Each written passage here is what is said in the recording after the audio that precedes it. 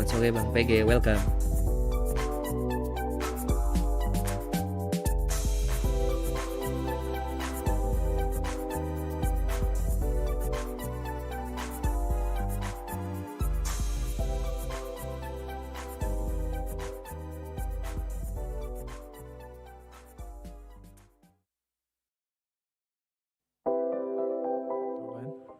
Ada step di tunnel.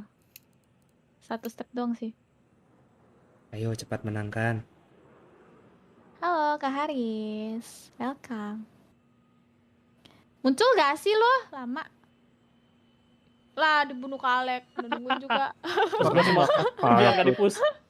Ya, udah nungguin juga. Dibunuh. Swordnya dibom, dibakar. Aku lagi Di liatin B, lo. di B tunnel masih ada suara. Aduh, di mid masih ada mid. Ngapain Cek. bang? Pasti dia mikir dari mana itu. Lucu banget dia nungging. Dia Nice. nungging di atas box. Nggak belakangin aku, dia nungging. Oke, Rin, main Rin.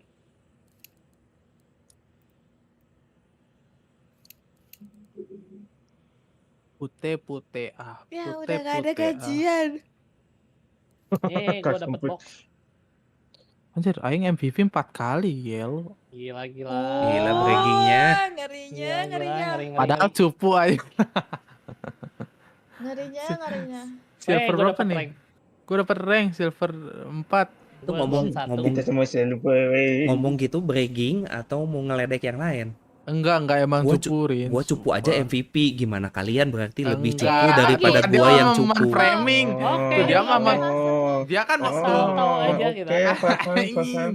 Memframing. Baik. Enggak. Oh Anjir. iya ya, nggak apa-apa sih. Ya udahlah ya, kita mah apalah ya. Gitu. Enggak, air. Astaga. Apalah Tuhan. kita nih. Tuh, Gitu. mulai enggak tahu lagi dah. Gantian tuh si Rin momen. Gua out. Bentar. Duh. Gimana cara live teh? Silahkan. Gue las paling ini. Ntar kalau si John udahan masih main, gua join lagi. Boleh, Ini guys. masalah paling penting adalah aku pengen makanan manis, guys. Martabak. Martabak. Canai, ada canai nggak?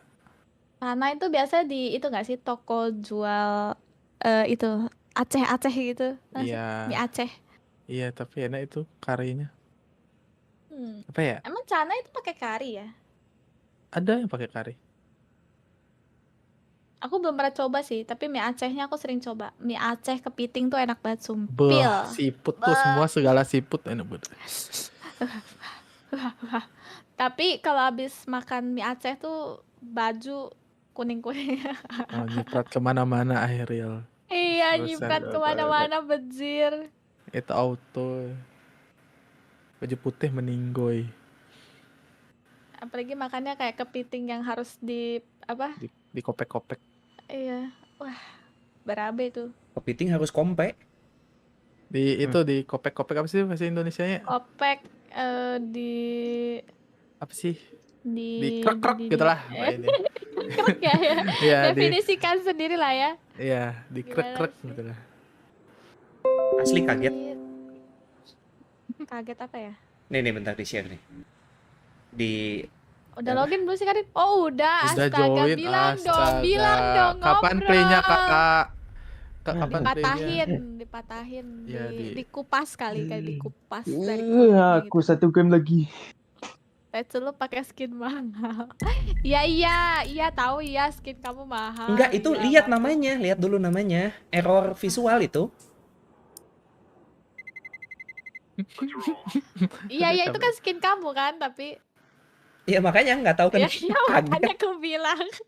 Iya aku tahu skin kamu mahal ya. Oh. Iya mahal.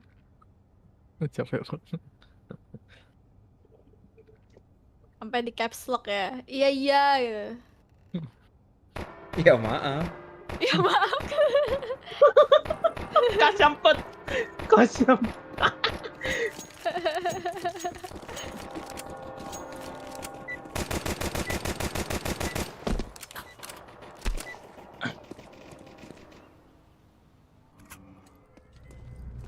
Gas.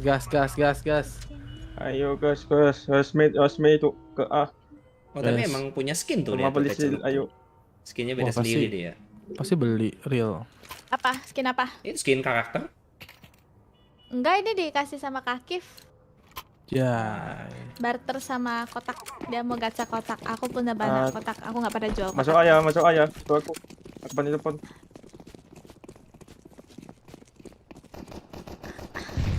Gas aja guys. Kapari kayak main sini. Jangan ragu. Ayo Kafir. Maju. Di Ayo apart maju. satu. Ayo maju. Aduh, sorry. Waduh. Sorry. Itu kenapa tuh? Ini siapa yang plan? Hijau, Siapa yang hijau, plan? Karin. Hijau. Library satu. Astaga. Library satu Takut dia. tadi lagi mau plan ditembak. Lin. Aduh, coba. Rame banget di arch.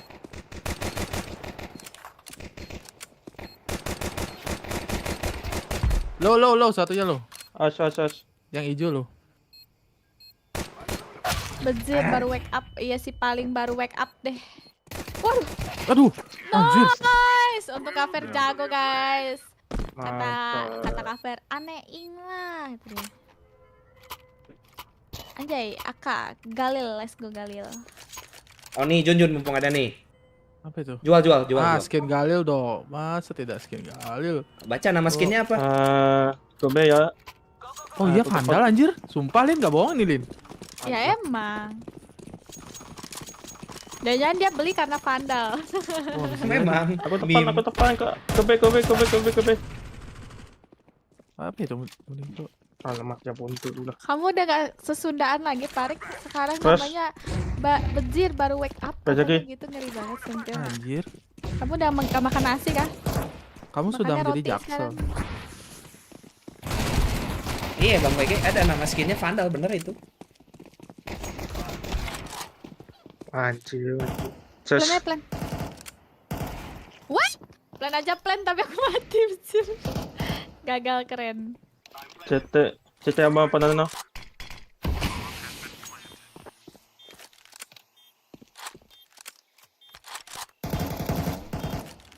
Banana ada lagi. Dua orang. Satu lagi. Wah, Gila lu, gua sekarang tiap pagi makan sereal with milk. Halo Bang Wonte, selamat sore. Waduh, gila. Sekarang kita udah nggak level lagi guys sama dia guys. Sekarang dia udah ke barat-baratan. Bandung agak barat dikit ya. Barat jauh dia. Barat jauh, barat Jawa. Oh gitu. cara request di sini, request senjata gimana sih? Nggak bisa. Gak bisa. Oh, cara request gimana? Meong. Cuma bisa jual doang. Cuma bisa jual. Lir, aku mau lewat. Dihalingin.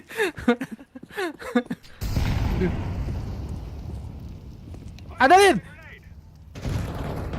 Mana aja? Aman aja, easy deh.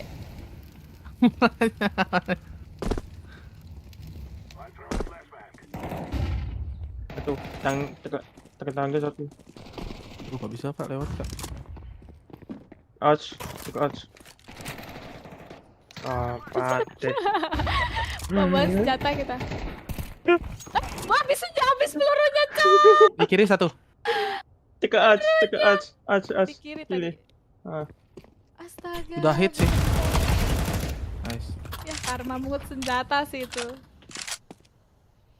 Tekan arch ada lagi.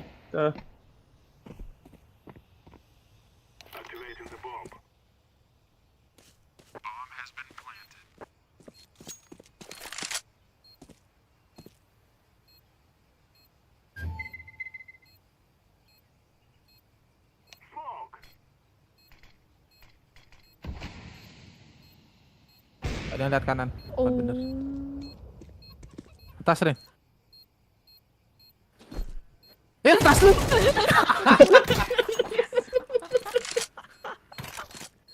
Gak jelas. Kocak. Gak jelas. Coba Tuh AWP tuh siapa? dia lompat-lompat kayak bingung kok nggak ke Kok bawah gak ya. kena angkat ya? Aduh, klip. Sama kaget semua juga ini Bang PG.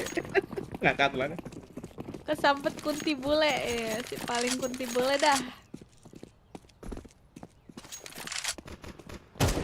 Satu kos.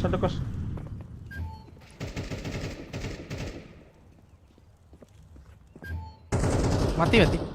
Banana satu mati. Udah menang ini. Gak ada smoke nih. Mau smoke apa? Masih ada? Enggak ini. Di banana masih ada satu orang. Udah, macam-macam dulu, Lin. Doa aja lu.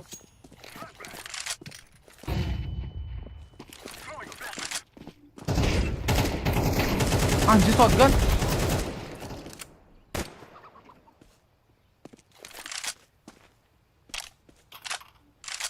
Hilang mana tuh orang? CT ya kayaknya. Hilang kemana? Oh, anjay. Nggak tahu tadi masih depan muka nembak-nembak terus hilang. Cesengin.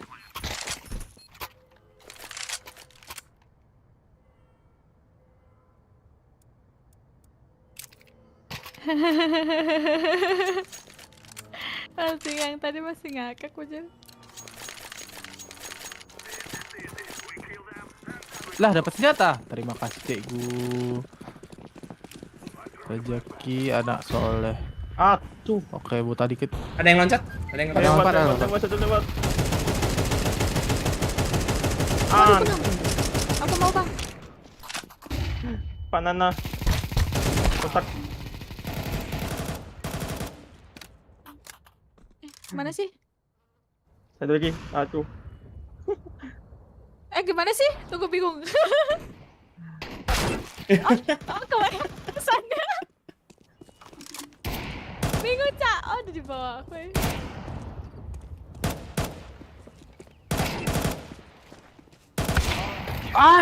Kena kepala itu. Kepalanya botak anjir. Aku bingung anjir pakai AWP. Gak mau lagi pakai itu. Kena mental. Aku investment. Yang punya smoke jangan smoke mid. Aku mau pit mid. Lilin. Kayak soalnya kan kalau pindah tempat dia langsung nge-zoom, nge-scope gitu kan, auto. Walah. Men- Jangan smoke mid ya. Ya. Tuh lama. Nice, teh lecup.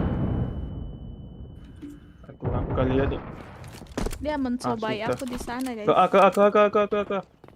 Kuai, ada musuh.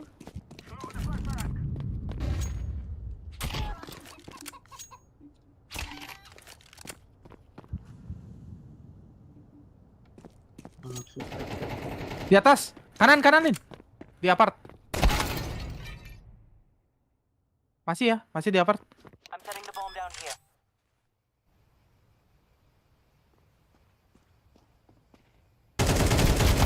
Walah, aimku kemana? Tekor. Di mana Tepat kanan, letak apart kanan. aim aku? Nice. Satu lagi di bawah. Dikit.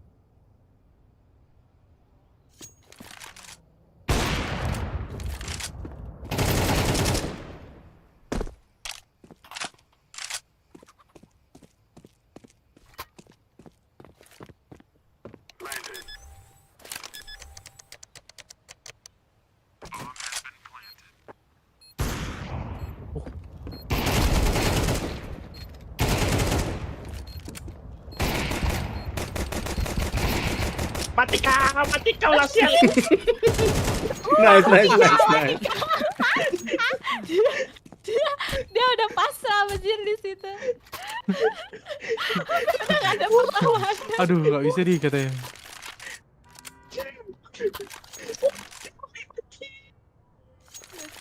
Lucu ya. Ada apa dengan Ngakak itu hari ini bagus banget. Apa namanya? Ronde-rondenya banyak dengan kelucuan.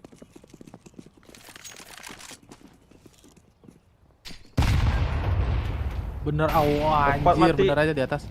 Di apart satu. Udah tuh. Apart rumah ya, apart kamar.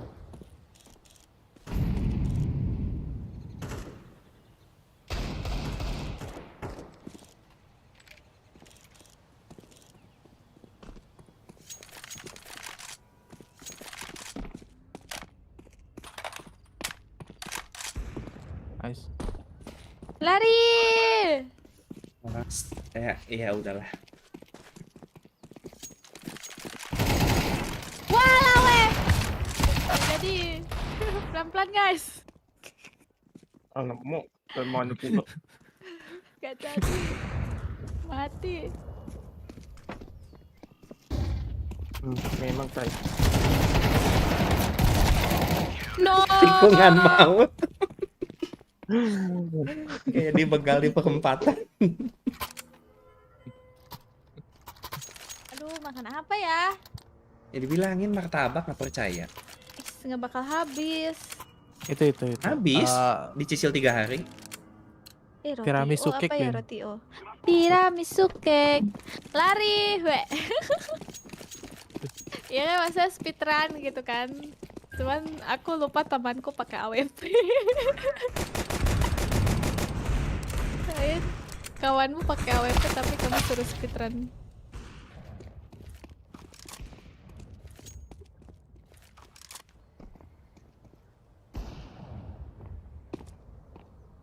Iya part 1.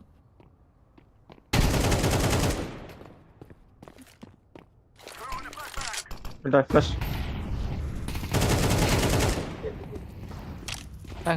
Flank 1 di banana. Udah masuk. Aduh dong lag.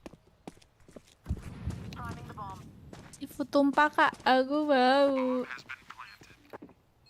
Kalian stream mukbang. Beliin kalau kata gue. Up. Ada satu kena. Anjir bener aja belakang, sorry. Gak ada smoke ya. Main tim aku.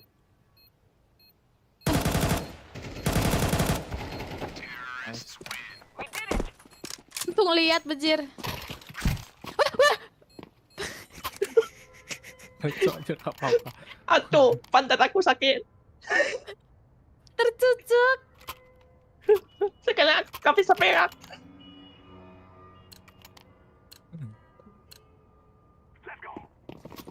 Untung lihat, iya untung lihat. Tuh, katanya Bang PG bisa bantu habisin tuh kalau dikirimin apa namanya? Martabaknya. Siapa? Apa? Viewerku. Oh, Karin lagi Satu streaming. apps, Iya, satu apps. iseng aja. Ada satu apps. Sini, makan sama aku.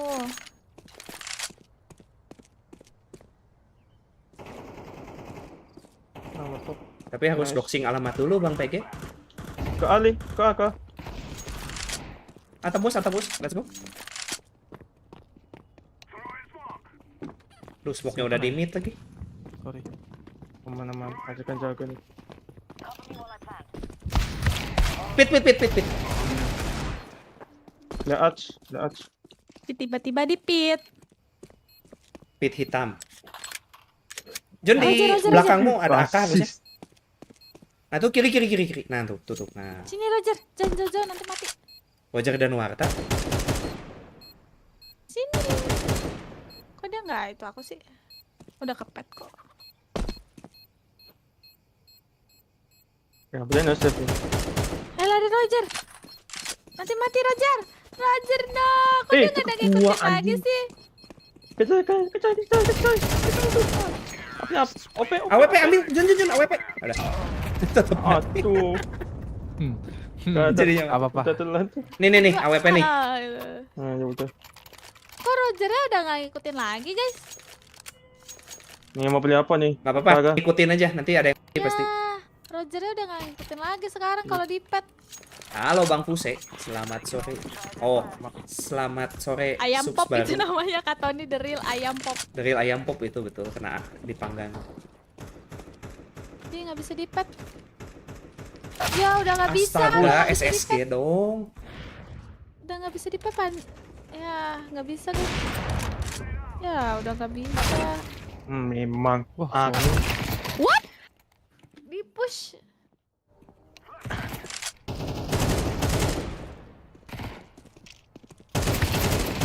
Salam kenal juga. Set. Sepuh Gimana? subs Yang baru. gila.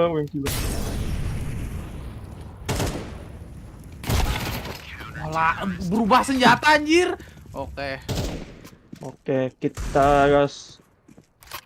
gara-gara kita kamu gas saya aja. bilang seafood tumpah aku jadi mau. Mau ras ke mana? Pegannya nih. tahu tuh ada nih.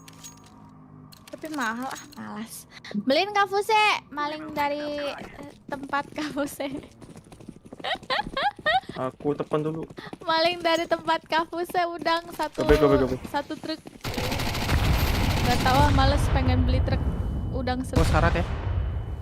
Anjay. Bomnya 3, mereka timing bomnya bener banget. Ada lagi. Op. Menang ini. Kocokan. Nice. Kanan. Walah, Mantap.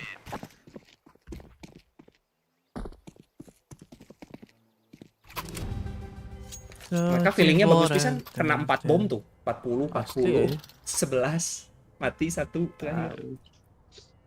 pengen makan lobster, seafood lobster laut. Anjay ada Alah. lobster laut. Gas. Lewat mid. Lobster, aduh mantap banget sih.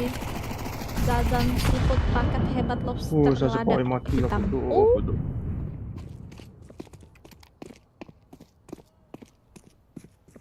Tadi dari makanan manis tiba-tiba pengen lobster asaman. Asam manis? pedas. Apps aku. Ada yang dari banana guys. Wih, tekepit. Fit. Tapi Apartemen 1. Apart. apartemen sama Dayz satu. Hah, ditembusin dari mana itu? Belakang. Belakang. Ya, maafin lah. Mantil. Muter dia anjir. Buka GrabFood lagi. Paket hebat lobster lada hitam. Tapi kerangnya cuma dikasih kerang hijau bejir sama jagung. Maunya kerang apa, Bu? Iya ada kepiting. Kepiting rame-rame kepiting. Anjay mantap betul. Kepiting 3 udang cumit jagung kerang batik kerang hijau. Wah kepitingnya Wah, 3. kerang hijau itu loh. Oh, damn. Gokil. Gas masih. Harga 300.000 tahunnya. Ya lengkap, jelas lengkap. Handuk tumpah. Itu kan seafood tumpah kan? Iya seafood tumpah. Yang banyak itu. Mid.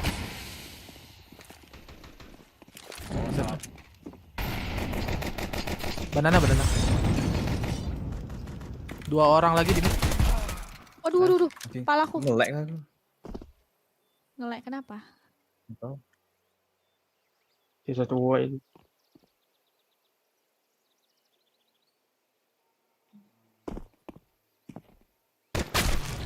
Nice. Udah masuk. Masuk kok. Belum. Masuk ah. Belum. Masuk. Masuk. Waduh, dua-duanya masuk. Gereja awas satu.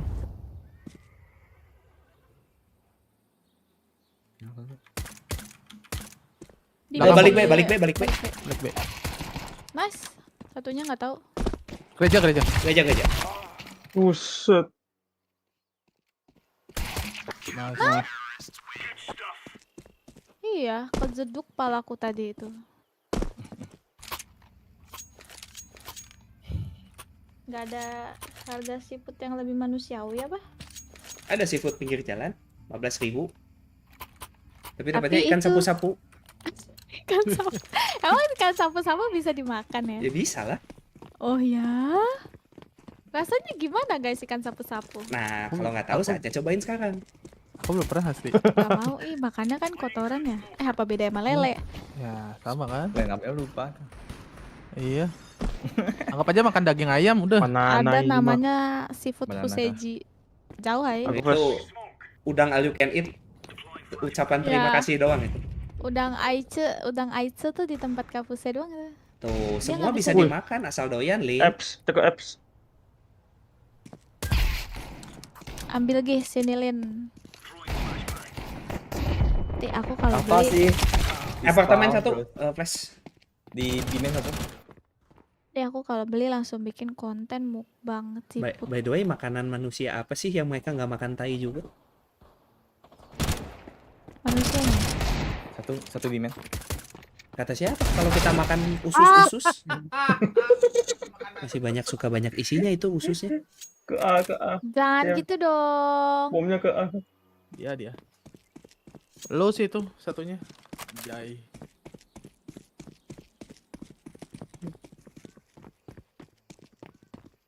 Awas deket. Satunya kena masa depan. What? Wah. Aku udah feeling sih makanya kayak curiga. Oh, mabet lah itu.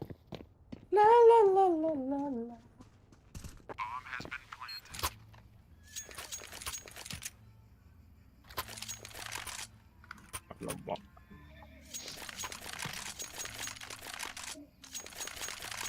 Panas lah.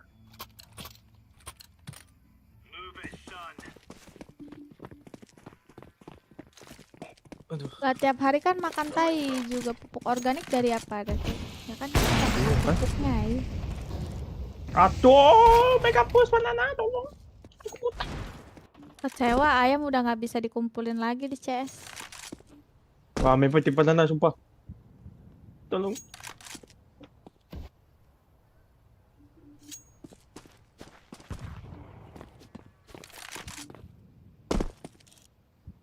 Wah, nyempang sumpah. Ngelek. Ngelek sumpah ngelek anjir. Ngelek ya? Ah, Emang dulu bisa. Dulu tuh Lo. bisa. Nice. Kalau di pet dia ngikutin gitu. Nah, Nice. Gila. Bakal ngikutin kita gitu, lucu banget orang pokoknya. gila Poliseus mah. The fuck. Nih, Ren. Enggak. Enggak, gua nggak bisa make, gua nggak masih. Tadi aja asli, ngebunuh. Enggak, serius nggak bisa. Tuh. Apa itu? Wah, Pasti dia gila. ngerasanya lagi hoki aja. Iya, lagi hoki. Aku dapat skin mahalin. Lah, skin ini mahal. I have skin. Pertama kali punya skin. Aku telag gua. B lagi. Halo Bang Kris.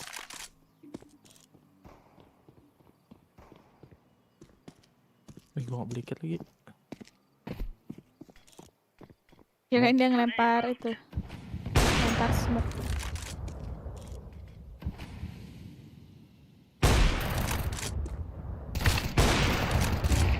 What? Cukup Oh, banget itu anjir. gelo. Sambil buta lewat. Tep kena. Mantap. Mantap. Ngacet. Oke.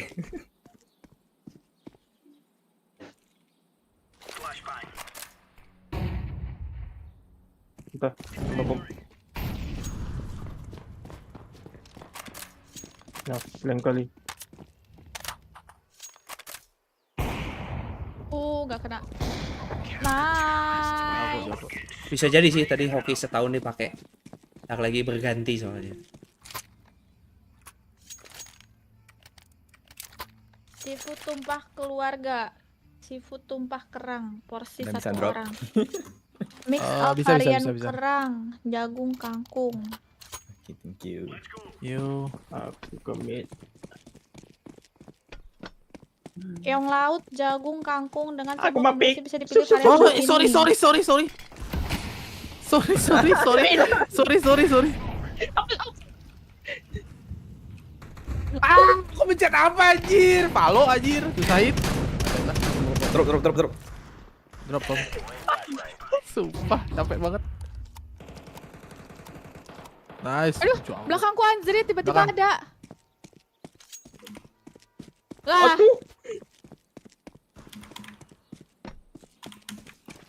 Depan Rin.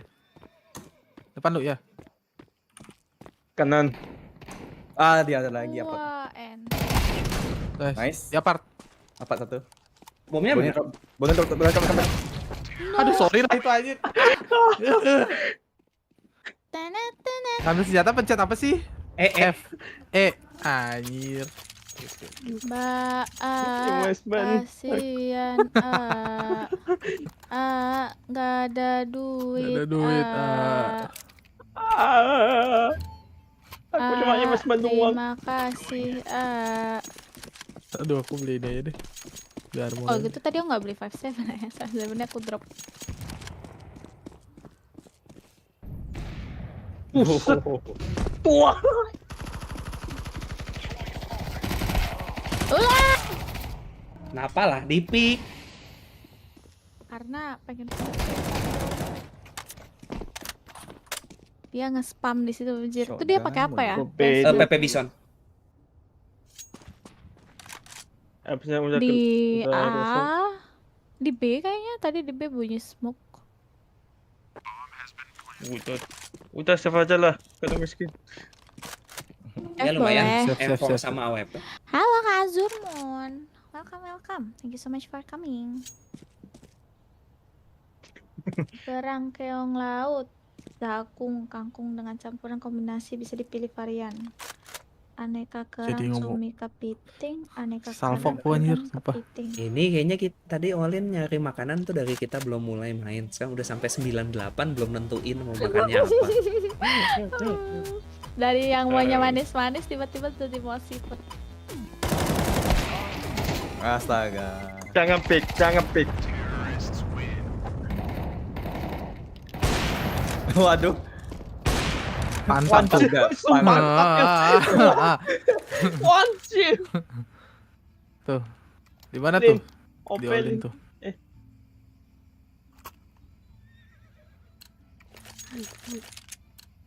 Lin. Kalau di info Gak alamat, jelas dia. Nah, kalau di info alamat aku kirim sih. Bahkan kamu masa Gak hari jelas. gini nggak tahu sih alamat aku. Flash, shot, banana. Ting. Nice. oh masuk banana aja.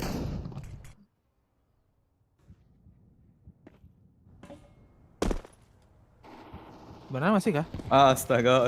Masih di ras B-nya. Wah, Udah masuk.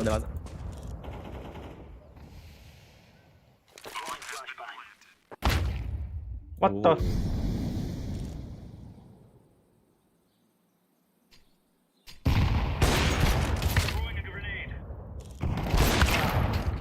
Macam tu bukan kena serius lagi. waduh, Jai. aduh kepalaku. Untung tahu OP aku.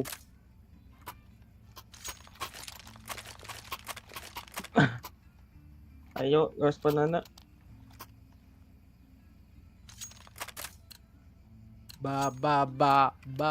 Next Nana. game aku ikut Lin, boleh? Boleh. Tuh ganti lain tuh.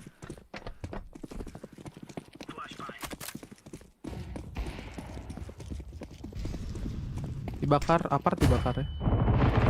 Sama itu. Di flash mid nih. Baju nih. Alamak. Shotgun ke apart tos. Lah di banana nggak ada. Apa sih?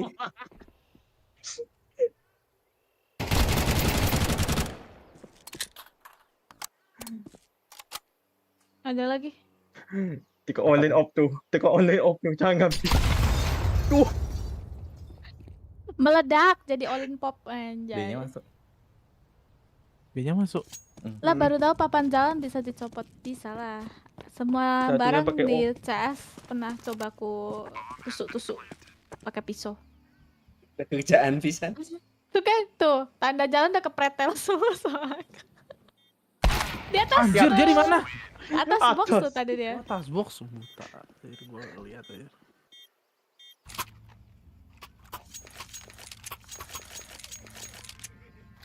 Dikasih suplemen meledak ya.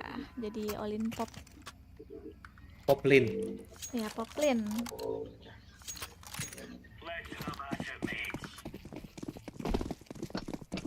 Ayo kita. Nih, tanda Yes. ini. Terus ada di sini. Terus ada di sini. Sumpah satu low. Ada satu low.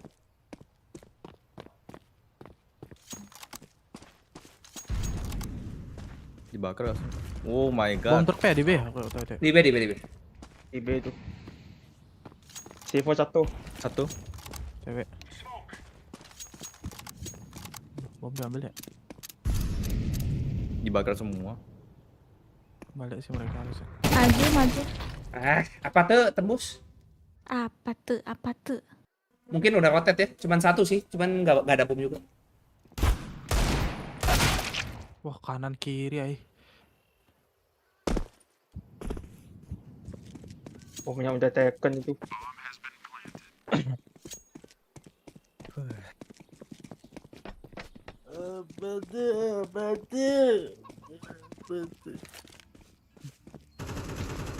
Halah.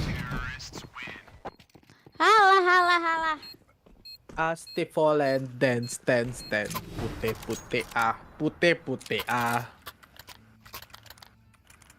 Apa ya? Seafood. Ini seafood reguler. Kwetiau seafood. Raja kepiting lobster. Wah, mantap sih ini kalau ada kata rajanya. Seafood tumpah ekonomis. Ekonomisnya tuh harga 67.000. Terus. Buset, tolong. Aku tak apa.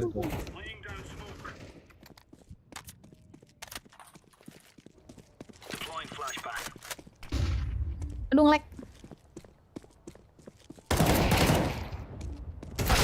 Wah, satu lagi di mid. Wah, oke mid ya. Ada banana.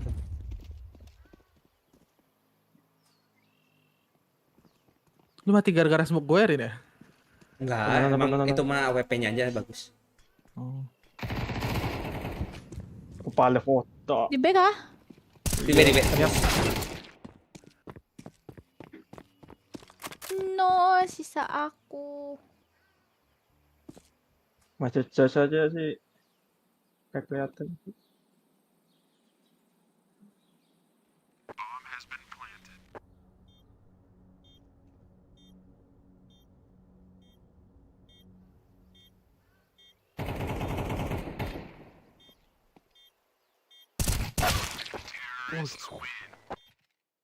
Aku speechless sih sama yang tadi. Jago banget tadi flicknya. Iya. Wah.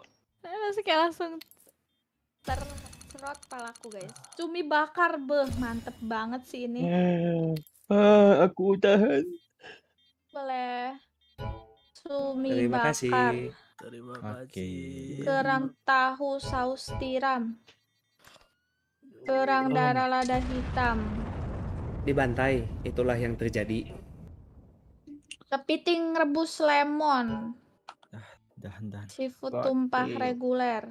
Seafood Aduh. tumpah ekonomis. Berapa yang ekonomis berapa? Tadi kan 67.000. 60.000 katanya. Cumi bakar 72.000. Waduh. Udah nih?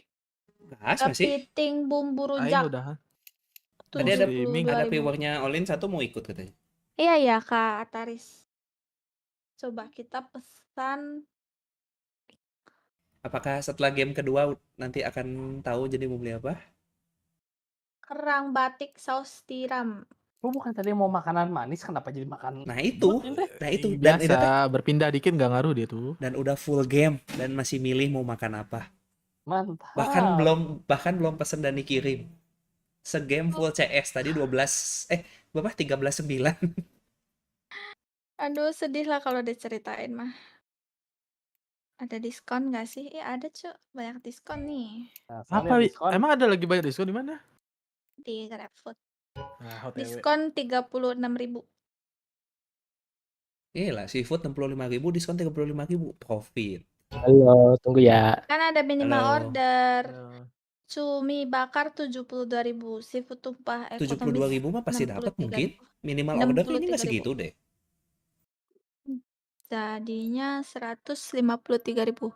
Pesen-pesen makan, yoi dong. Lobster ada lobster. Emang nggak, habis, Cuk? Lin? Habis lah. Aku Nggak tuh nggak habis ada simpati nugget, katanya. Jud. Oh iya benar juga. cinta seafood garis keras. Nugget setiap Udah. Iya setiap Shanghai. menunggu sisaan itu, Lin. Bentar lagi Shanghai main, cuy. Oh Siapa? iya benar. Itu CS turnamen opening gamenya 19 menit lagi main. Ah, Ini loginnya pakai room code atau nge-add dulu? Gimana? nih, aku copy kode di open chat voice ini ya. Oke. Login gamenya dulu. Mana? Iya. Aja ada Beyond Combat juga ini. Ini udah banyak belum ya? Mending cumi bakar. Caroline tuh sekali makan setengah kg tapi nggak gendut-gendut. Setengah kilo mah Banyak pikiran berarti tuh. Iya, banyak bukan. pikiran Kak Erwin. Bukan, nutrisinya terserap ke otak, jadinya pinter. Oh Mantap. gitu. Emang aku pinter. Positive thinking. Ya positive thinking aja, coy. Masalahnya emang aku pinter guys.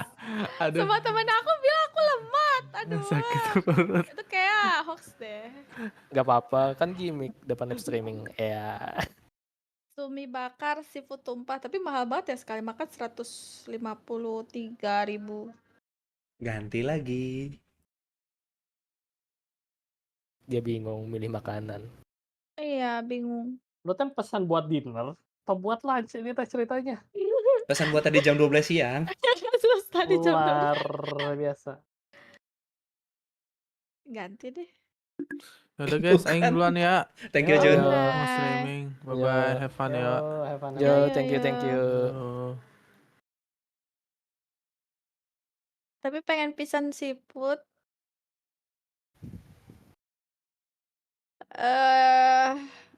Beli apa ya? Yang sekiranya dimakan aja. Ya dimakan pasti. Apa cumi bakarnya? Beli 2. Beli 2 tuh. Enggak, maksudnya. Tapi kok kayaknya kalau nggak ikutan boleh kah? Boleh. Seafood tumpah 4 varian kerang. Cumi udang kepiting 200.000 tapi kepiting kurang sih sebetulnya. Soalnya biasanya kecil, mending lobster. Zasira ini Kak Haris kah?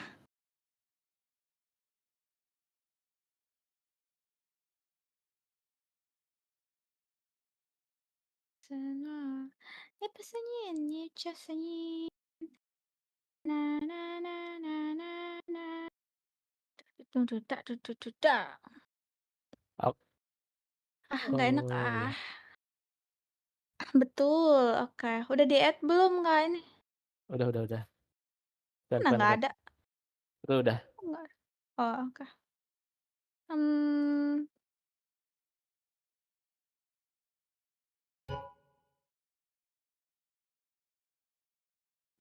Oh, yang deket-deket aja, yang agak lebih dekat. Tapi kalau lebih deket, kalau mau pakai lobster, dia cuman dikasih kerang hijau. Gua dari tadi ngedengerinnya udah kenyang. Oh, ini nih, paket jahe mix lobster. Nah, coba ya kita lihat harganya 178.000 Besti. Mau cepet naik haji kan? Woi. Kalau makan segitu becir. Oh, ini lebih murah guys. 138.000. Gimana kalau kita start dulu, Lin? Oh iya ya, maaf guys. Gimana kita coba Premier coy, siapa tahu bisa. Oh, bisa. Bisa Wah, dong. ini lebih oke sih, 138.000. Tapi lagi Palawo. Maksudnya apa? Palword. Palo. 138.000. Kita mukbang seafood. Wah, Beneran habis tuh makan segitu. ya habis lah. Kenapa nggak habis? Kalau aku jujur aja sih, kayaknya nggak tahan, nggak kuat. Berarti lemah kamu. Dasar payah. Enggak, bukannya lemah atau gimana. Dasar memang sedikit aja aku makannya mah. Tunggu, cek keuangan dulu guys. Lagi krisis nih. Aduh, lagi krisis tapi kalau soal makanan gas. Itu sih. Keuangannya nggak ada MC Erwin. Win. Nggak ada ya. Nggak ada ya. 170 Gua nggak mau main di 2 map ini. Terima kasih. Ya udah Gua aku bantu. 3 hari main CS, dapatnya 2 map ini terus. Terima Sebenarnya kasih. cukup 1 orang yang nge-ban sih. Kita kan setimnya berlima. Biarin. Speedrun aku kerjaan weh. Demi bisa mabar sama Olin. Mantap. Apa boleh? It's so sweet. Beneran seharusnya aku pulangnya jam 4 loh. Ini jam 3 tadi pulangnya. Waduh, nggak dimarahin bos tuh kayak gitu. Ya Buset, yang penting tuh.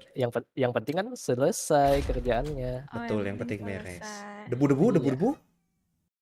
Debu-debu, aduh gimana ya? Debu. Ya udahlah. Cepet. Ya udahlah. Debu-debu boleh. Gila, Mana tadi dari kita baru main di sana ya? kantor gua ke skip rumah sih cuma game. 17 menit. Itu ngebut apa itu? Ya kan Iya. tergantung, siapa tahu kantornya cuma di sebelah rumah. Enggak, bukan. Aku dari kantor langsung ke warnetnya aja. Oh. Oh, Ya, jadi warnet nanti- terdekat. Enggak, memang warnet teman gitu kan, cuman deket aja sama kantor. Oh, gitu. Makanya kalian tuh kerja sih jauh-jauh. Makanya kalian tuh punya warnet. Iya, Biar makanya temannya kalian kalau punya pulang warnet. kerja bisa main. Benar. Oh, Lin, mumpung ngomongin makan. Nih, sayur-sayur apa yang dingin? Sayur kol. Aduh, tahu Iyalah. Udah ketebak. Ada ya tebak-tebakan orang tua tuh. Udah dengan sayur kol. Ya, aku mengakui aja sih kalau aku udah tua. Ya kita main CS aja, bukan Free Fire aja udah membuktiin kalau kita tuh tua. Benar. Wah, settingannya nih aku berubah. Padahal komputernya sama kayak yang kemarin. aku Tergantung pakai. kucing sih emang. Iya. Ada yang Ada yang mau kemana bebas. kita Elong ikuti, kita ikuti ungu aja. Oh iya. Yang paling jago. Terus dia diem di mana? Ya, malah diem dia. Ya udahlah.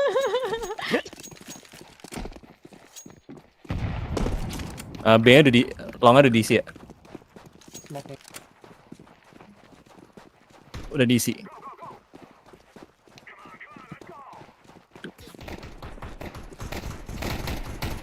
Ding ding, one ding. Oh Side. yo. Aduh. Kenapa itu Astagfirullah. ngamuk? Long-nya di push. Ya, Nanti. di samping. Min 87. Ungu musuh. Ampun dong, nggak mati. Ada yang nembak gak kena. Nggak ada yang kena sama sekali, ngehit aja kagak, anjrit. Padahal udah berdua di situ, bunuh satu orang remet, kocak. Kocak. Satu magazine gak ada yang kena. Satu Satu magazine gak ada yang kena. benci banget deh. Cuman di AD dong gak kena. Dia nggak ada kayak gitu, dia nggak hit aku sama sekali, terus tiba-tiba di hit sekali, serot kepala aku hilang, kocak. Ini aku lagi lapar nih, bawaannya pengen marah. Di Long ada satu. Iya. Iya. Ini Lin, senjata Lin. Tuh, senjata ada. Pada punya loh. Tuh kan, aku asis pun nggak ada, berarti tadi tuh gak kena kan, kocak. Astaga, aku Aduh, benci itu banget Negev kalau jongkok. pakai Negev. pistol di sini tuh. Itu lagi. Ya, satu lagi. Kocak banget. Sebel.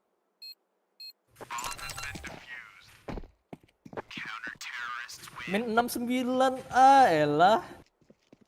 99 damage, sisa 1 beneran dia. Satu. Iya, satu. Miau. Udah pakai Akan nih gue. Pakai Galil aja deh. Galil aku lebih suka. Lihat dan perhatikan ya guys nih. Apa Aku pro telur player, Plok. Short. Logo. Ya udahlah, males lah, nggak jadi. Kejadian males. Waduh. LT low, blue, LT low. Wah, aku yang mati. Nice, Lin. Itu ada rifle yang Di B ada 2.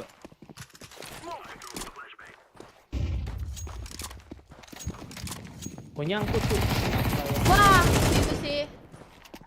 Diterjunin dong. Walah. Nggak dapet, sorry. Last B. Oh, udah di mid. Udah kelihatan tuh. Aduh. Wah, ente guys. Wah, ini premier lagi. Tenang. Nggak apa-apa, Tunggu, santai lah. izin serius, Oke. izin serius. Ya, izin serius. Bisa RX Olin mau beraksi guys. Mantap. Izin serius ya, izin serius. Jitu Ataris mau serius dulu juga. Udah beli AWP kan. Iya.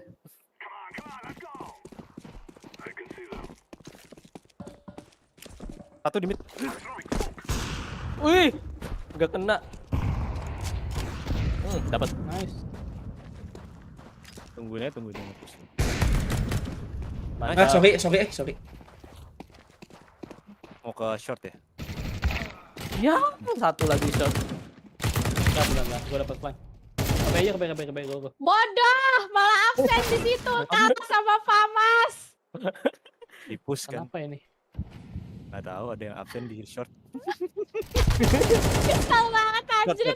Aku gak ngehit sama Oh sekali. iya. Tuh kan. Nggak Mas, apa-apa. iya. Aduh. Iko dulu berarti nih ya. Iya, Ya, itu dulu. apa itu Iko? Oh, aku pakai ini aja. Aduh, enggak ini guys. Aku Ini- nggak ngeh loh, dia sembunyinya di balik bayang-bayang. Di depan itu kan, di depan box. Ini oke, satu langkah menuju kemenangan guys. Tadi pemanasan. Ini sekarang izin serius ya. Kalau aku sih ini Aku ke Met B deh, aku pemanasan. ke B. Midnya selalu diisi. ya Allah.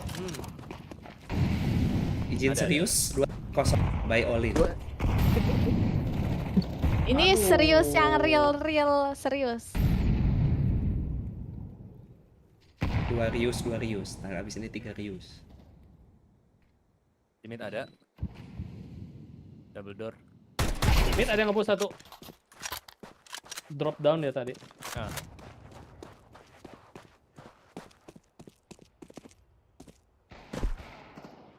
Nice. Nice. OP masih di mid. B-nya belum masuk. belum ada. Belum ada di side. Di short ada. Box yang gue bilang lihat kan. Kayaknya A lebih aman sih. Di mid ada WP, muter. Kalau misalkan spawn anu aja, langsung Ada, gas ada. aja. Nanti aku flash dari belakang. Nggak ada smoke kah? Nggak ada. Kalian butuh smoke apa? Double door kalau punya. Aduh, jauh. Nggak tahu line up dari sini. Nggak bisa Ada, kecuali IRM. Cilup bah. Waduh, silomen. Udah masuk ke situ ya. Masuk A sih. Masuk Aku bisa udah cover masuk, semua Kak. sekarang. Ibu ini orang budak aja. Sorry. Temen. Elevator. City now. Udah, di bawah. Pen lihat. Lo kok ke bawah. Itu tadi izin serius real tapi bohong. Seriusnya serius ngetrol. Itu serius paling real tapi bohong. Waduh. Gimana sih kok susah ya? It's okay. Ayo. Tadi kan Iko kita bersama. Aduh, Nah, ini menunggu 12.000 kita menyala abangku nih. Apalah aku yang cuma 5,4. Apalah kita ya. Iya. Berarti di paling bawah sesuai dengan angka paling kecil ya. Nggak paling bawah. Aku yang paling bawah. Kenapa lo? Gak seneng lo? Itu udah OP. Mau ngeledek lo? Nggak seneng, harusnya paling bawah paling kecil angkanya. Iya, ngeledek Flashin lo. gua dong. Apa? Hijau flashin long. Iya, aku flashin dari belakang. Dapat spawnnya. Ngeledek guys, aku guys. Pas udah masuk pintu baru di flash. Aduh. Astagfirullah. Full buta lo itu. Full buta. Random shot. Tahan. Pit ya, satu pit ya. Your duty is not over, anjay. Hidup lagi, hidup lagi. Oh, mantap. Aduh.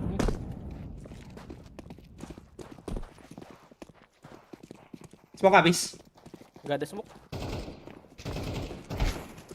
Di short kan. Bisa tuh. Astaga, nge-weave. Nah, Nice. Comeback. Mulai panas.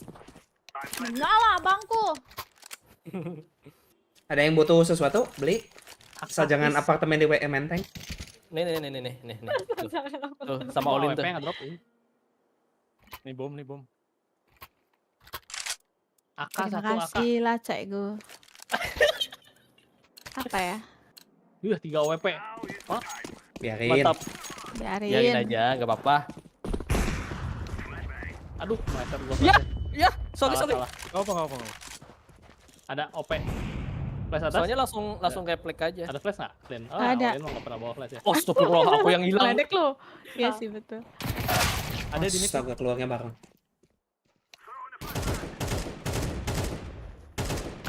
Oh iya. Ini di push nih kalau nggak nih. Annoying juga lama-lama.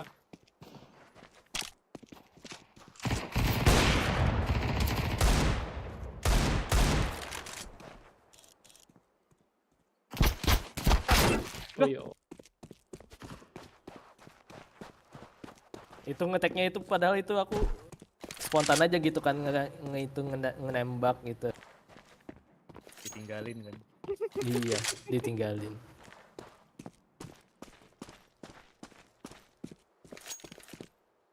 Priming the bomb.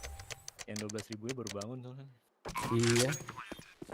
Sama pula juga killnya sama aku. Tunnel 2. Ketahuan dia yang. Oh kagak dong. Budak nih orang. Aduh, ngelek. Nice. Gak apa-apa yang penting Ada ngekill. limit ada. Wah, elah. Santai. Halo, Lemmy. Welcome. Wih, ninja defuse. Terus taunya nggak di defuse ini. Oh ada. Kocak kalau kayak gitu mah.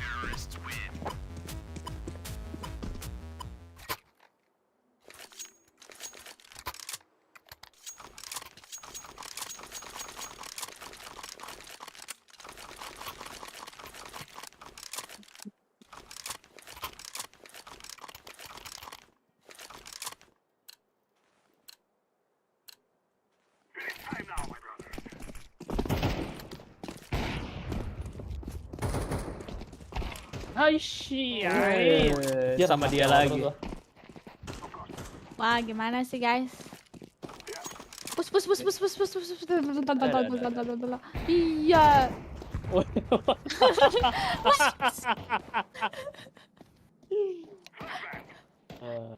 Aku yakin temen aku pada jago-jago sih, guys. Keyakinanmu Wah. salah. Berdua dong. Wah, kalah aku. Wow. Aduh. 60-30 ya. Nice. Mari kita lihat 12.000 kita, guys. Di sini dia bisa. Waduh.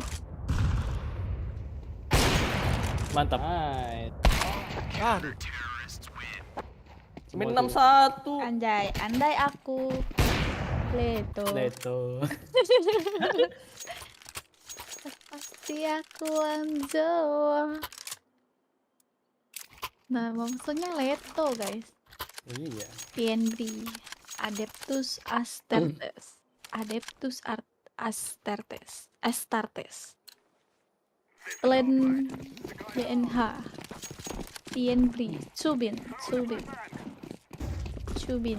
Flashing. Wah, mid I'm the shot push. Aduh. Belum mati dulu. Dah push ya. Duh, aku nge-lag tau. Nice. Wah, smoke ini ada celah. Ada. Dalam smoke ada. Dalam smoke. Hati-hati di flanking ya. Dalam smoke masih ada. Hati-hati di flanking dari long. Semangat, guys. Dia udah di lock. Aduh, ayo. Tuh kan. Long. Mantap. Wih. Wah, di long Long lagi, juga anjir satu AWP lagi. long. Enggak Gak apa, usah enggak dipik apa. lah ya. Kardi. Ah, sobi. Enti. Bang, tiba-tiba. Bang. Payah. Ya, Inhuman kan, reaction. bang.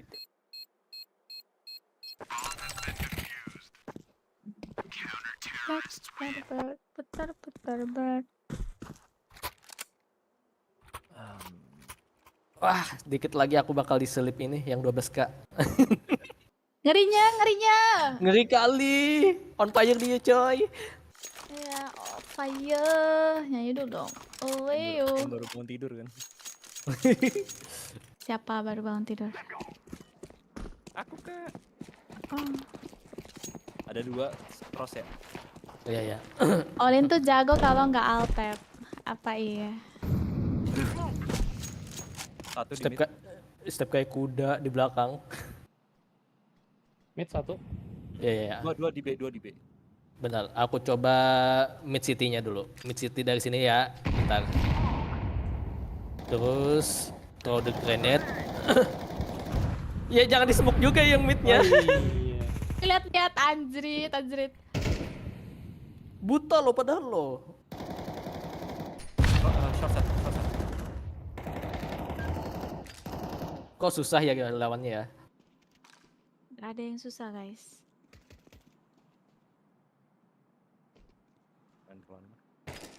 Di push. Anjrit 2.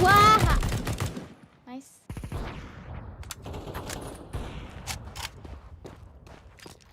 Satunya ada di Short, satu di short.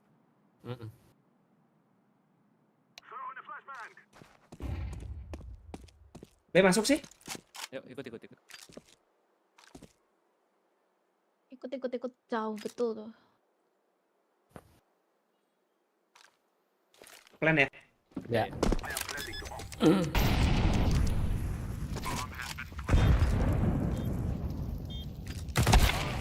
Eta astaga, refleks. AWP-nya cepet banget. Iya.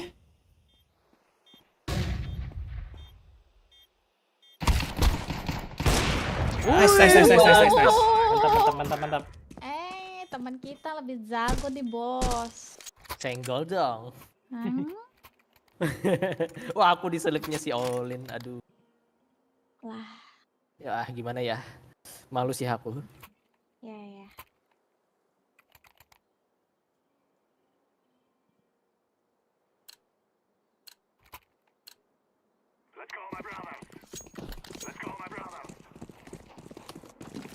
Cross 1. 2.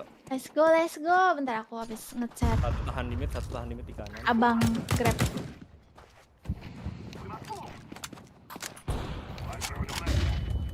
Lin bomnya di kau. Oh, a shot low. Nice. Thank you Bang PG sudah mampir.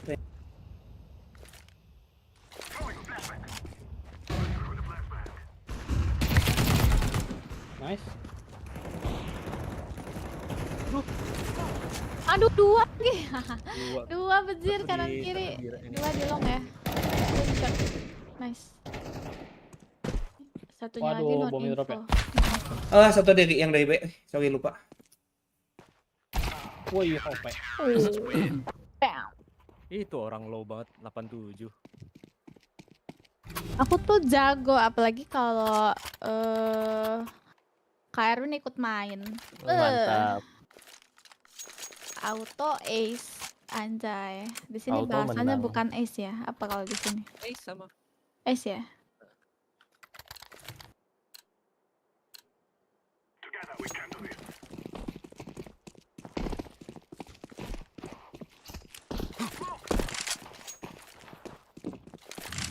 Dibakar. Ada nih set di sini biasa di ruangnya diisi.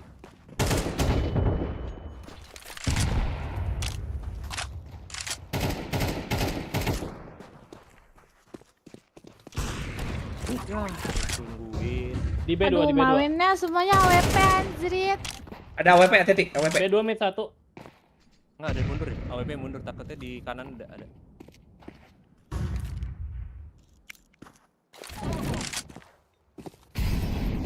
Di car nih pasti deh dia nge-haul. Waduh, di itu anjir bawah. Oh di RM. Di RM. Di atas ada satu. Anjrit.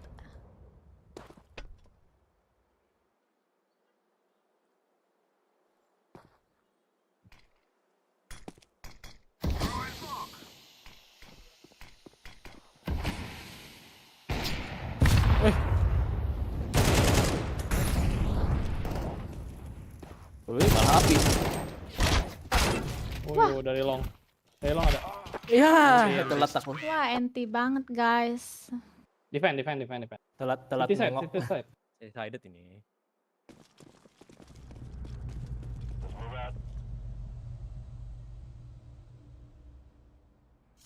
Gua kok jadi busuk banget ya.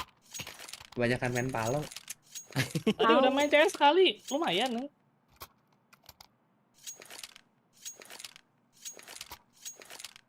Gara-gara main Valo nih jadi begini. Emang ngaruh ya? Enggak sih. Kamu beda aja. Apa? Cara Recoil. Iya, recoil beda ya. Isi kemana mbak? Waduh, Tunnel. anjrit kaget banget, Cok. Satu RT. Oh nice. Help. Aduh, sisa satu lagi habis peluru aku. Nice. Kaget banget aku lompat di situ satu RT dari tunnel. Di push sama mereka. Nggak gitu. Aduh. Dari step ketahuan kan udah jalan itu dari tunnel, waduh. Udah ada gerada geruduk ya. Iya. Tapi aku kira kayak masih like satu orang doang gitu. Tapi ini kayak ternyata semuanya. Untuk posisinya udah di ini, di mobil aku di belakang mobil. Olin langsung dikejar. Nggak apa-apa. Kill satu, nggak kill satu. Lumayan. Udah diras lagi. Pistol. Oke lagi. Wah, mati lagi aku guys. Ya astagfirullahaladzim. Gak ada yang kena. Cuma satu sih. Udah masuk ya? Udah masuk, udah planting.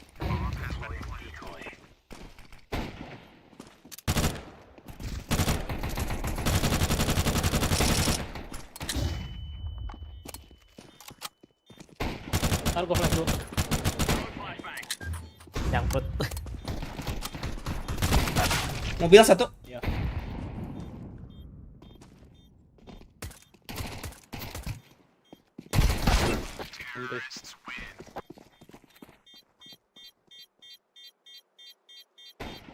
Nyoh.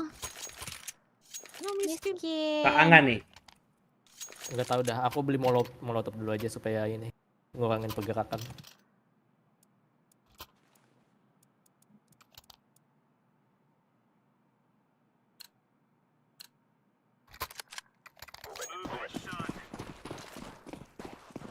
Langsung stay di B aja, Rin. Aku mau Mid satu. Di long. Nggak ke B lagi. Mid satu ya. Oh, iya. Tebus gua dong. Elevator. Mid. Xbox.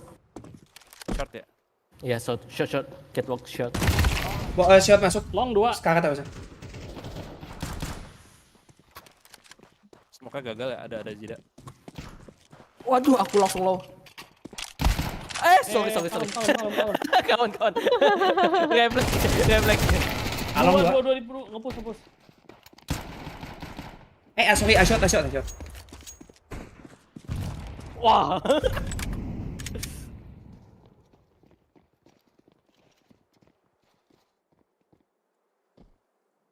Tadi satu ada yang bingung sih. KLT dia. Wah, elah. Palanya sebiji kacang. Oh iya, anti. Kiri kanan banyak banget. Bentar guys. Makanan datang.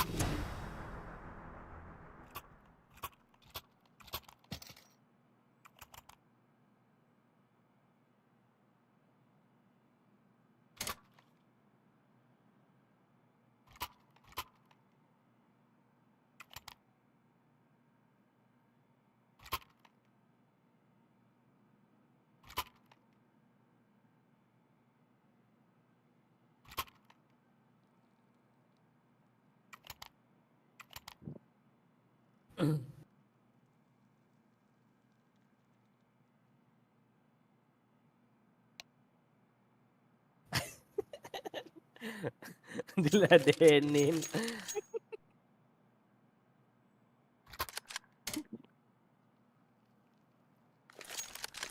Last one juga kan, habisin aja time outnya.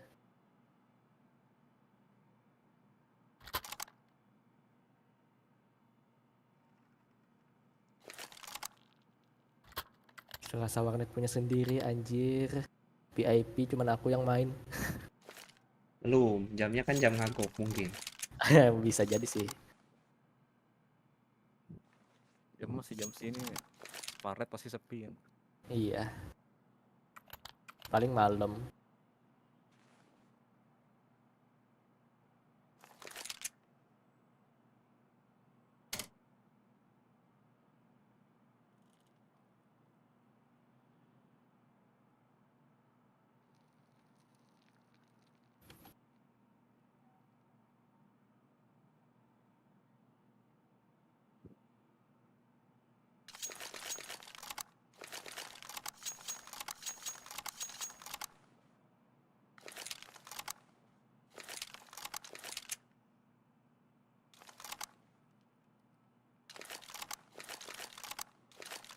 I'm back. Welcome back. Pakai semua timeoutnya Lin, tiga-tiganya. Langsung Pas ketiganya lagi. habis. Ih banyak banget pas dateng kayak apakah aku bikin konten mukbang malam ini? Wih, mantap, mantap. Kayak satu box gede gitu ternyata datangnya. Kayak oke. Kuat segitu. Hah? Kuat makan segitu. Kita lihat nanti. Mereka gagal ke elong ya. Bom drop. Iya. Di mid. Iya, dan mereka gagal ke elong. Isi dulu kan. Waduh, ada di tunnel. Tanah mati. Gua low. Bom masih drop. Nice. Gua liatin tanah. Belakang. Nggak tahu dari mana. CT kayaknya. Mid.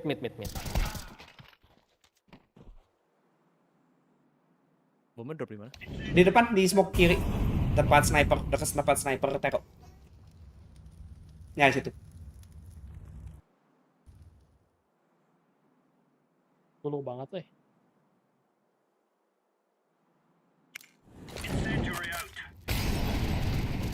Nice. Main dia ini. Nice. Hex on kan, hex on. Easy peasy lemon Heads on. squeezy.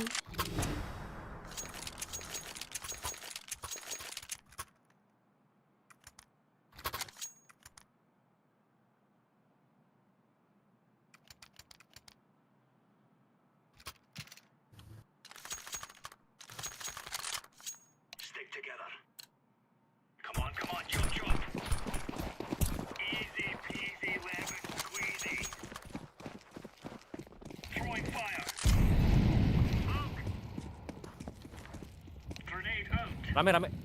Di mana? B. B push lagi B. Udah masuk Aduh loh. reload. Aduh. Tahan. Oh, Satu low.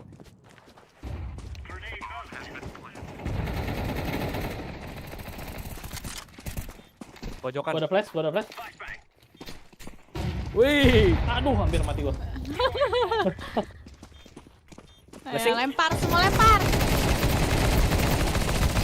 Katrin, nice. Ya, di bawah. Di under window. Nice. Nice. Nah, pertanyaannya di manakah bomnya? Mana bomnya? Ada suara. Iya. Tahan E. Jalannya sambil tahan E. Kalau kena, berhenti jalannya langsung.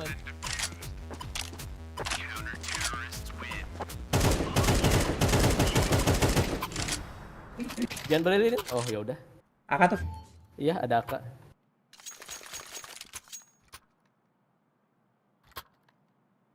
Isi AWP tuh. Lumayan di mid.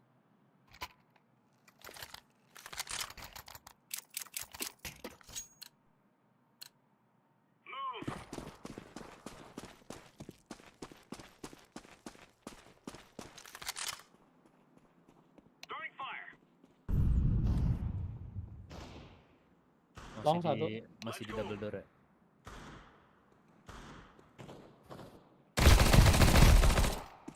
Mana tuh? Net tunnel bagus satu tapi no bomb.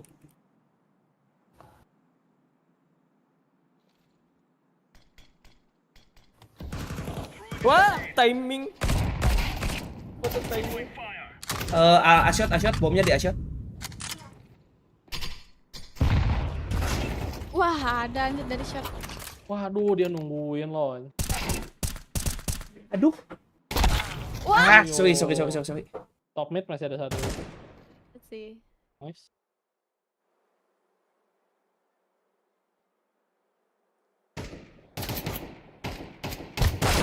Wah. Ente. Ente. Aku main sekali lagi deh, habis itu aku udahan dulu. Oke. Lah, to the far. Yang Lah, mau Bang naik, Far. yang mau naik gagal naik tuh. Hah, Ya.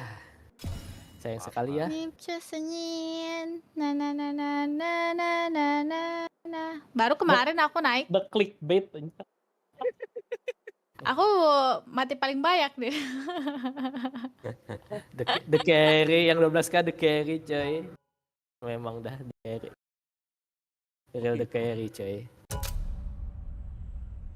Armory pas. Kalau main sama temen biasanya bottom frag soalnya. Bottom break. Loh. Jadi kita musuhan dulu gimana?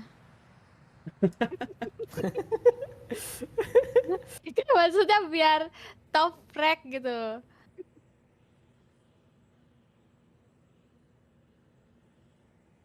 Ya, gagal prediksi. Ngebetting. Itu apa? Pick 'em challenge. Oh, pick 'em challenge. FlyQuest belum apa-apa menang lawan Astralis. Aduh. Bukan Astralis deh. Dulu masih zaman CS ku masih sering push rank, sekarang males. Iya, begitu tengah-tengah cheater masih. Iya. Iya nyampe dulu waktu CS gue nyampe DMG udah isi cheater semua. Akhirnya main di ini di Face It. Dastu nggak mau. Gua nggak main Cian. Aku nggak mau Mirage. Nggak mau semuanya. Nggak mau semuanya. Map gampang aja dah. Inferno sama Mirage. Ya udahlah.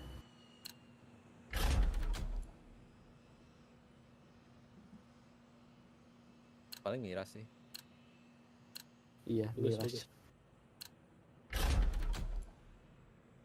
Setelah berbulan-bulan akhirnya main di Miras. Tero dulu gak sih? Tero Supaya dulu. nanti.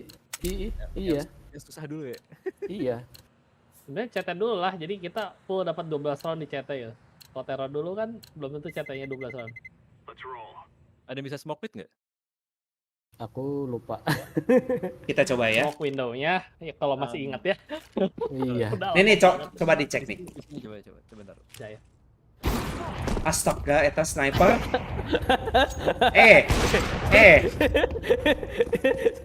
Si iseng, paling iseng.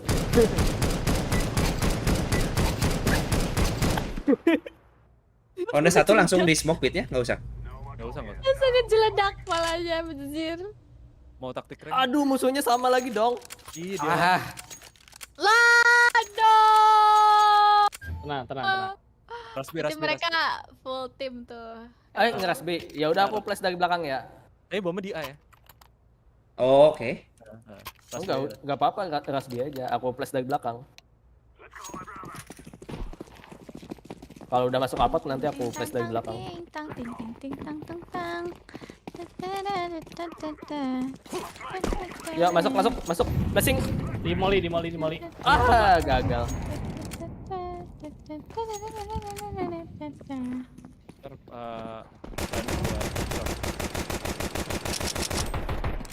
Mantap. Langsung Yuk. ke, langsung Langsung ke. Mita. Mantap. Push langsung. City 2. Tadi short. Wah, Aduh, udah low gimana aja sih aku. masuknya? Landingnya kebuka kok. Halah, Nice. nggak bisa banget aku disuruh pakai pistol gitu.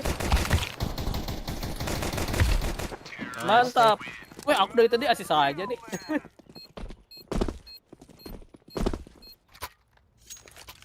Soalnya kalau dengar suara rasbe pasti di langsung pada rotate. Iya. Langsung. Kok TO? Balas ah. Iya. Iya, dibalikin kata-katanya hex on. Coba gua smoke window ya, baru lihat ini videonya aja. Line up-nya. Iya. Apa Astaga. Baru lihat videonya dong. di sini nih ternyata nih. Nempel tembok terus aimnya ke Yang sini. jam throw aja, yang day jam throw. Nih aku kasih smoke lagi tuh satu tuh di situ. Aku takut gagal aja. Ya nggak apa-apa tuh. Tuh ada smoke lagi tambahan tuh. Bisa sih, udah nggak apa-apa, gampang. Iya. Wits. Hex on langsung musuhnya.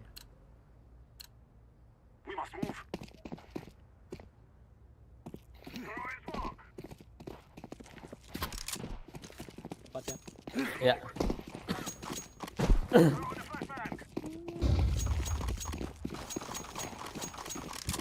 Wah, sukses tuh. Wah, dua-duanya sukses, bagus. Heeh. Wah, di smoke-nya. Bisa. Be short di smoke. Ini yang nge-smoke kita semua Hai, lagi. belakang. Mantap. Oh, Oh, aku lihat. Nice.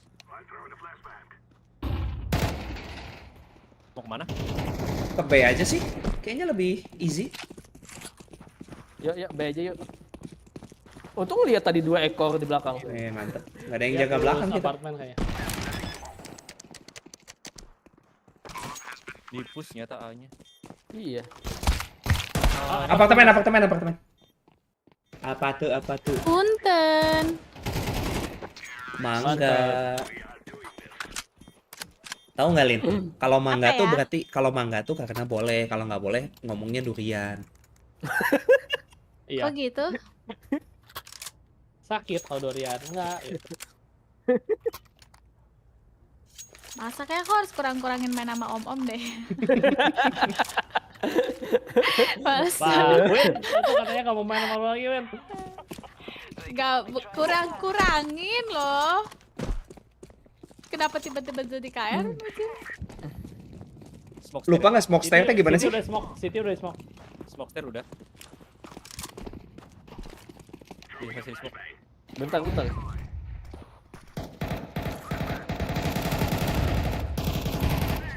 Aduh, gua kena granat tuh ke muka. Udah rame. Tuh di stair ada tuh satu tuh. Yang di stairs loh. Sandwich. Jadi belakang. Waduh, low. Nice. Wah, satu lagi. Nice. Itu yang low. Aduh. Dalam side dua di kiri dua. City Satu balik default, satu lagi City. Nice, sorry. Ente sekali. Aku dapat kill cuma 6 damage loh. Galil jelek. Maaf. Paling di City keding itu. Nggak mati. Kemana kita? Kalah lagi sih kalau mau. Ya, Pakai ini lagi. aja ke default. Time to take what we deserve. Terus mau City. Ya. Halo Ipan. Welcome Tuh, Ipan. 2, 3. Tuh smoke Gimana ada satu lagi. kabarnya? Baikkah? Siap-siap Lin, mungkin ada. Nice. Mati. Lin, baru mau flash. Aduh, mantul. Smoking. Flashing. Satu di default, lagi reload ya. Nice. Alin plan. Ada api, bentar. Dari belakang. Bayinya selalu di push ya. Iya. Mid. Nice. Oh, AWP. Mid last. Connector. Aduh, di swing. Di bawah dia. Di kiri. Udah di Ganti kiri. senjata.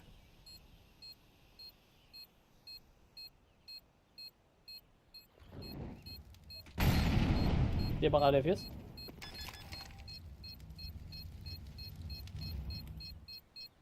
Nahan dia, nahan. Ya. Kok mereka dipis? My bad lah. Nahan dia, nahan. Iya, nahan dia. Males. Males Udah lah molly, bunuh. kalau udah molly pasti ditahan biasanya. Ah, didipus. Mau biras, bawa smoke satu Miau buat smoke. miau, Ini. miau miau. Ya aku dari tadi Boleh, baru kill 1, cu. Miau miau, miau miau, miau.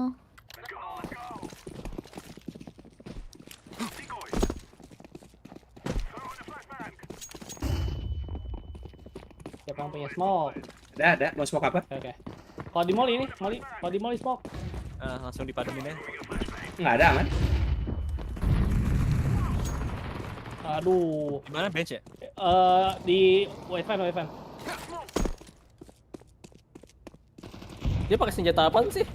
Pakai shot, pakai SMI. Ah, kanan ya. Oke, Aduh.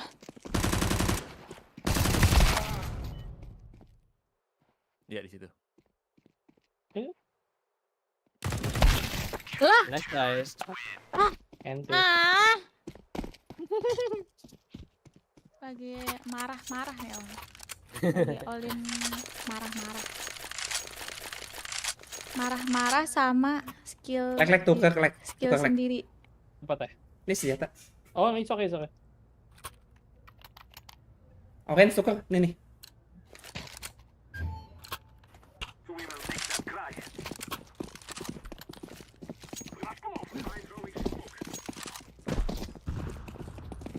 Flashing.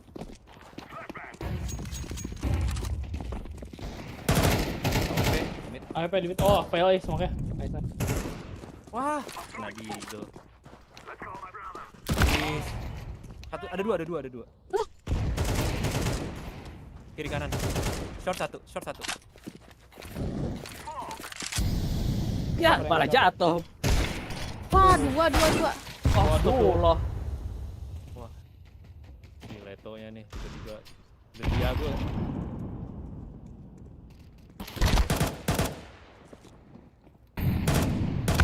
Wow, kayaknya. No way. Kita mandek di tengah ya. Tahu nih. Salah smoke tadi. Tang ting tang ting ting ting tang tang tang. Drop smoke. Tari nonare bah Lek, lek, tukang lek. akasutani.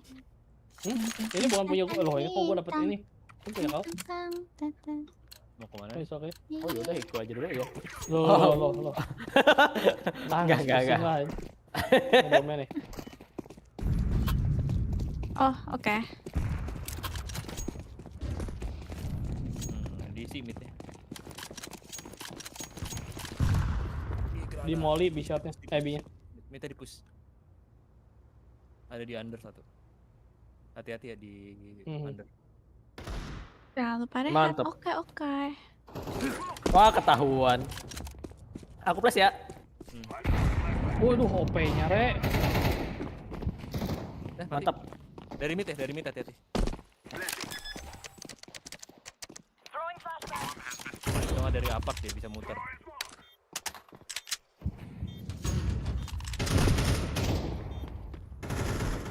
Wah, Apa tuh? Ya. Market satu. wah. No. Ente sekali, Besti. Di depan udah 2 gitu kan, samping dari apartemen 1 datang, ya mau gimana ya.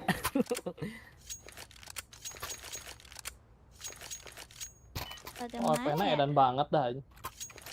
Rasanya.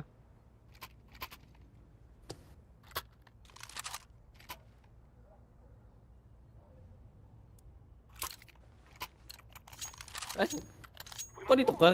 Wow, ya. Mau setup A. Oh ya udah. Padahal aku bisa beli sih. Bisa dibakar. Nice. Wah, Peles ada ya. Peles di push nggak? Is op. Tadi dia sih cuman yang di itunya doang sih, di ujung. Gak tahu kalau balik lagi. Hati-hati B, suka di push. Harusnya soalnya dia low. Nice. Tukeran. Aku mau ngambil Iya, senjata siapa Olin. Salah satu. Otet nggak ke B? Atau mau maksa A? Bentar dulu. Susah di Kita utility Habis sih. nggak ada smoke. Tunggu aja dulu, siapa tahu dia kira rotate. Itu Nah. ultinya habis. Nih ada nih di Oh ini dia. di jungle nih. Bener kan? Susah nih. Entry-nya susah kalau udah di smoke. Ada flash kan? Bentar, aku coba dari bawah dah. Sorry. Wala wale. Kenapa tuh kira-kira tuh? Kenapa tuh? Gagal kan?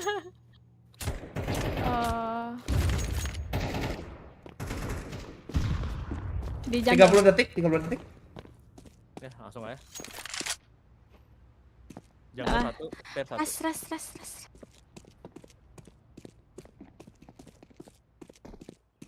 Jungle. Default sama. No. Ya Allah itu orang low semua.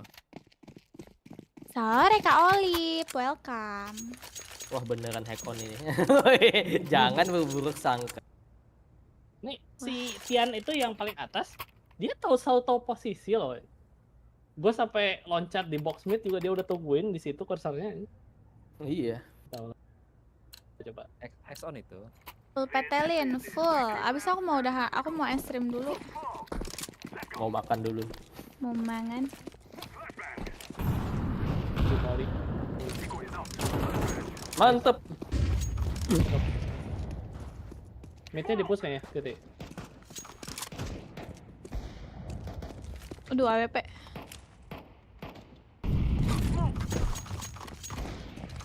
Ian Bray. Tahu posisi itu. Bishop.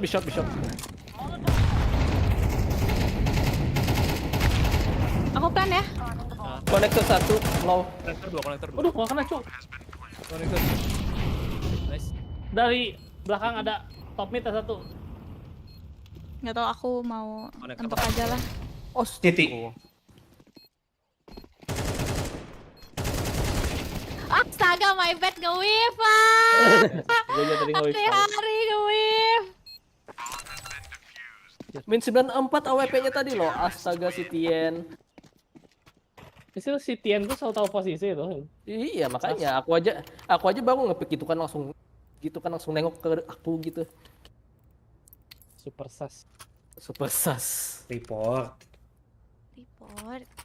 Selama report itu gratis. Report selagi report itu gratis, guys. Iya, kalau report bayar MMR baru. Olin di atas aja nih Olin nih. Weh, kita di carry Iya. Olin. Padahal aku cuma kill 4 anjir, sisanya as doang. Nah, dibakar. Push. Full buta. Pot tetangga aku hancurin semua. Full Tadi- buta itu. Iya, makanya aku tadi gitu juga. Dia buta bisa nembak. Kok tahu Nggak sih? ada suara pun di Molly. Kok tahu sih? Makanya nggak ada suara pun di Molly gitu. Tuh. Tuh. Wall. Wall hack gitu.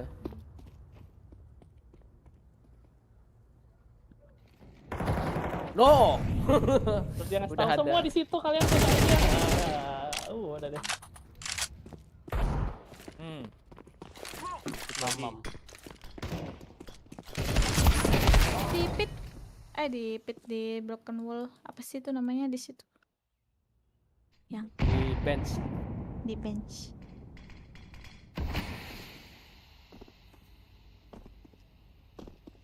Oh, udahlah, report aja lah. Report aja. Udah nampak banget itu, nggak ada suara di Molly. Langsung nembak AWP tepat posisi. Full buta pun bisa nembak loh. Iya loh, di das 2 tadi aku udah mulai curiga juga. Aku udah nge-flash dia kan gitu, pas aku pick aku yang mati. GG.